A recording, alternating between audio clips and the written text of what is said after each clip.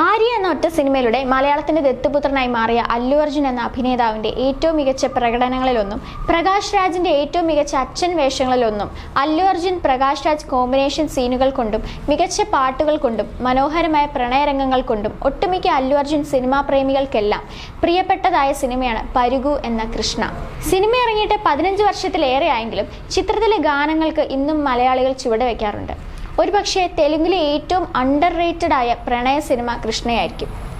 സ്നേഹിക്കുന്നവർക്ക് വേണ്ടി ജീവൻ പോലും കൊടുക്കാൻ ഇറങ്ങി പുറപ്പെടുന്ന യുവതലമുറയ്ക്ക് മാതാപിതാക്കൾ എന്തുകൊണ്ട് വില്ലന്മാരാകുന്നു എന്നത് യുവാക്കളുടെ വശത്തു നിന്നും, എന്നാൽ എന്തുകൊണ്ട് തങ്ങൾ ഒളിച്ചോട്ടം എതിർക്കുന്നുവെന്ന് മാതാപിതാക്കളുടെ വശത്തു നിന്നും പറയുന്ന സിനിമ കൂടിയായിരുന്നു കൃഷ്ണ. ഷീല കൗത്തർ ആയിരുന്നു ചിത്രത്തിൽ നായികയായിട്ടെത്തിയത്. ഭാസ്കർ സംവിധാനം ചെയ്ത സിനിമ ദിൽരാജു ആയിരുന്നു നിർമ്മിച്ചത്. സിനിമയെക്കുറിച്ച് ഇപ്പോഴും പ്രേക്ഷകർക്ക് അറിയാത്ത ചില കാര്യങ്ങളുണ്ട്. ആന്ധ്രയിലെ ഒരു സൂപ്പർ സ്റ്റാറിന്റെ കുടുംബത്തിൽ നടന്ന സംഭവങ്ങളാണ് കൃഷ്ണ സിനിമയുടെ കഥയ്ക്ക് ആധാരമായത്.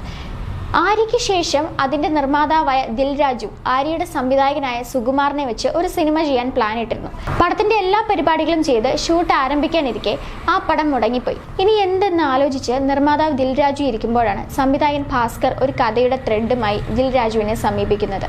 ആന്ധ്രയിലെ വലിയൊരു സൂപ്പർ സ്റ്റാറിന്റെ മകളുടെ വിവാഹത്തിന് വേണ്ട ഒരുക്കങ്ങളെല്ലാം പൂർത്തിയായപ്പോൾ ആ മകൾ ഒരു ചെറുപ്പക്കാരനൊപ്പം ഒളിച്ചോടി.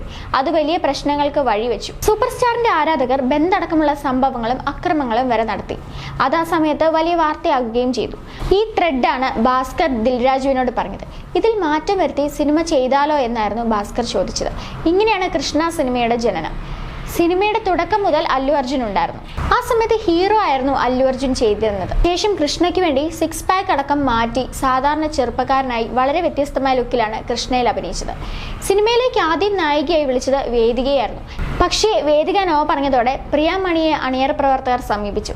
പക്ഷെ അതും ശരിയാകാതെ വന്നതോടെ അവസാനമാണ് ഷീല കൗർ നായികയായി എത്തുന്നത്.